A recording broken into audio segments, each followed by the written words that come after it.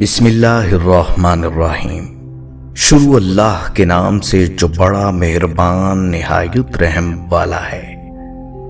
میں تیرے نام سے آغاز کیا کرتا ہوں، تو میرے ہر کام کو آسان بنا دیتا ہے۔ شکر گزار ہوں پاک پروردگار کا، جس نے جینے کے لیے ایک اور دن، کھانے کے لیے بے شمار نعمتیں اور آپ تک یہ ویڈیو پہنچانے کے لیے آواز سے نوازا۔ ایمان کے اس نگر میں آپ کو خوش آمدید کہتے ہیں۔ وہ ایک عجیب سی رات تھی، مجھے سمجھ نہیں آ رہا تھا میں کیا کروں کیا نہ کروں۔ شادی کی پہلی رات تھی اور دلہن بنی بیٹھی میری بیوی نے کہا، خبردار مجھے ہاتھ مت لگانا، میں کسی اور سے محبت کرتی ہوں، یہ زبردستی کی شادی ہوئی ہے، اور یاد رکھو تم کچھ بھی کر لو میری محبت نہ حاصل کر پاؤ گے، نہ میں تمہیں چاہوں گی۔ اور اس کی آنکھوں میں آنسو تھے۔ میں حیران اور پریشان پاگلوں کی طرح اسے دیکھتا رہا اور سوچنے لگا یہ میرے ساتھ کیا ہو گیا۔ جب کچھ سمجھ نہ آیا تو اٹھا اور اٹھ کر وضو کیا اور نماز کے لیے چلا گیا۔ اپنے اللہ سے ذکر کیا، یا میرے مالک، یا اللہ، یہ کیسا امتحان ہے۔ مجھے ڈر تھا بہت زیادہ، ڈر معاشرے کا ڈر، خاندان والوں کا ڈر۔ میں ایک مڈل کلاس فیملی سے تعلق رکھتا ہوں، اور ایسی اونچ نیچ پر ہمارے ہاں عزت کا جلوس نکل جاتا ہے۔ مختلف سوچیں آ جا رہی تھی کہ اگر یہ صبح گھر گئی اور واپس نہ آئی تو میری عزت کا کیا ہوگا۔ کیا پتا یہ اپنے گھر میں یہی نہ کہہ دے کہ میری شادی نامرد سے کروا دی ہے، میری شادی کو ختم کرو۔ ایک بار تو سوچا کہ زبردستی کرتا ہوں، گناہ نہیں، میرے نکاح میں ہے، مگر میرا دل نہیں مانا۔ میں نے اس سے بات کرنا چاہی، مگر مجھے گوارا نہ ہوا کہ میں اس عورت کی منت کروں جس نے مجھے یوں ٹھکرایا ہے۔ اللہ تعالیٰ سے شکوے شکایتیں کرتا کرتا سو گیا۔ اگر اسے کسی اور سے محبت تھی تو نکاح کے لیے ہاں نہ کرتی، یا مجھے ہی بتا دیتی، میں خود اس سے رشتہ ختم کر دیتا۔ بات شادی تک نہ بڑھتی اور نہ ہی میری زندگی تباہ ہوتی۔ میں متوسط طبقے سے تعلق رکھنے والا آدمی شادی پر ساری جمع پونجی لگا چکا تھا۔ خیر، صبح وہ اپنے گھر چلی گئی، کوئی بات نہیں ہوئی۔ 3 دن تک کوئی ہلچل نہیں ہوئی۔ 3 دن بعد اس کی امی کی کال آئی، بیٹا تم آئے نہیں اپنی دلہن کو لینے؟ میں تو لینے چلا گیا، میں نے وہاں بھی کوئی بات نہیں کی۔ ہم واپس گھر آ گئے۔ میری بیوی میرے سامنے تو نہیں، البتہ باہر جا کر یا گھر کی چھت پر جا کر ہر رات کو فون پر کسی سے باتیں کرتی تھی۔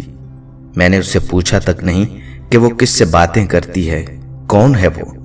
بس ایک بار پوچھا تھا کہ اسے طلاق چاہیے، اس نے کہا نہیں۔ اس کا فون پر جو عشق تھا مجھے اس سے کوئی مطلب نہیں تھا۔ 5 ماہ ایسے ہی گزر گئے۔ میں کام سے تھکا ہارا رات کو گھر آتا، کھانا باہر سے کھا آتا، اور جب بھی گھر آتا وہ فون پر باتیں کر رہی ہوتی۔ ایک دن اس نے مجھ سے کہا، ایک بات پوچھوں؟ میں نے کہا پوچھو۔ اس نے کہا، کیا آپ کو مجھے دیکھ کر طلب نہیں ہوتی؟ میں نے کہا شادی سے پہلے بھی تو کنٹرول کیا ہوا تھا، تو تمہیں کیا لگتا ہے اب کنٹرول نہیں ہو سکے گا؟ مگر اس رات بات کچھ اور تھی۔ میں سویا ہوا تھا کہ میرے موبائل پر گھنٹی بجی۔ فون میرے دوست کا تھا۔ اس نے مجھے کہا کہ تمہاری بیوی کسی اور مرد کے ساتھ فلانے ہوٹل پر بیٹھی ہے۔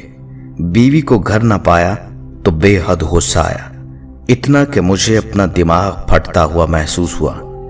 میں نے اس کی عزت رکھی، کسی کو کچھ نہ بتایا، پر اس نے میری عزت تو نہ رکھی۔ میں ہوٹل کی طرف چل پڑا، خود کو پرسکون رکھا۔ وہاں اس کو کسی غیر مرد کے ساتھ بیٹھا دیکھا تو آواز دی اور کہا کہ چلو گھر چلو۔ وہ چپ چاپ گھر آ گئی۔ گھر لا کر میں نے اسے انتہائی زوردار تھپڑ مارا، اتنی زور سے کہ میری انگلیاں اس کے منہ پر چھپ گئیں، اور اس کو بولا، اب تم اپنے گھر دفع ہو جاؤ، آج سے میری طرف سے آزاد ہو، جب تمہیں طلاق چاہیے ہو تو کہہ دینا، مگر میرے ساتھ میرے گھر میں تم ہرگز نہیں رہ سکتی۔ وہ عورت یعنی میری بیوی آج بھی اپنے میکے گھر میں ہے، طلاق نہیں مانگی اس نے، اور ہاں، جس کے عشق میں وہ پاگل تھی اس نے اس کو اپنایا ہی نہیں اور اپنا مطلب نکال کر بھاگ گیا۔ ایک دن روتے ہوئے اس کی کال آئی تھی کہ مجھے اپنے نام سے محروم نہ کرنا، بس भले ही मुझे अपने पास जगह ना दो, लेकिन तलाक मत देना, बस एक आखिरी ख्वाहिश पूरी कर दो। मैंने उसकी ख्वाहिश का एहतराम किया और उसको तलाक नहीं दी। उसके बाद मुझे 3 से 4 साल लगे खुद को नॉर्मल इंसान बनाने में, औरत पर यकीन करने में कि हर औरत एक जैसी नहीं होती। फिर आखिर मैंने दूसरी औरत से शादी कर ली। अब अल्हम्दुलिल्लाह मेरे 3 बच्चे हैं। मेरी ये दूसरी वाली बीवी बहुत ही नेक निकली। पता नहीं वो 2-3 साल जो मैंने हौसले से गुजारे हैं, उसकी वजह से अल्लाह ताला ने इनाम की सूरत में दिया। अब मैं थोड़ी सी हमदर्दी को भी बहुत बड़ी बात समझने लगा था। मैं जरा सा भी परेशान हो जाऊं तो मेरी बीवी की नींदें उड़ जाती हैं। उसको मुझसे इश्क की हद तक प्यार है और बेइंतहा इश्क। मैं जरा सा काम से देर से आऊं या कुछ मैसेज ना करूं तो परेशान हो जाती है, साए की तरह आगे पीछे। बाज दफा तो मैं झंझला सा जाता हूं और उससे झगड़ पड़ता हूं कि अल्लाह की बंदी में कोई दूध पीता बच्चा तो नहीं। एक वो पहली औरत और एक ये औरत। मैं तो वही था, वही हूं। मेरी पहले वाली बीवी सुना है अब पागल हो चुकी है। मेरा नाम लिख लिख कर चूमती रहती है और गलियों में फिरती रहती है। उसे अपनी होश ही नहीं रही। अब तो 1-2 दफा जहर भी खा चुकी है मगर बच जाती है। लोग अब भी कहते हैं कि मैं जालिम हूं और उस पर इतने जुल्म किए हैं कि वो पागल हो गई है। अब मैं क्या कहूं लोगों से। हराम मोहब्बत का मुकद्दर हमेशा जिल्लत ही होती है। याराने आशिकी माशूकी लगाकर तवक्को करना कि ये ठीक होगा, जिल्लत ही मिलती है। मेरी बहनों याद रखो, हराम मोहब्बत का मुकद्दर जिल्लत है बस। मेरी बहनों ये चंद दिन का धोखा होता है। जब आंखें खुलती हैं तो बहुत लेट हो चुकी होती है। शोहर अल्लाह ताला की बहुत बड़ी नेमत होता है, उसकी कदर कीजिए। हराम मोहब्बत के चक्कर में अपना घर तबाह मत कीजिए, क्योंकि इसका अंजाम बहुत बुरा होता है। मैंने आज तक कोई ऐसी लड़की नहीं देखी जो हराम मोहब्बत को पाकर सुखी रही हो।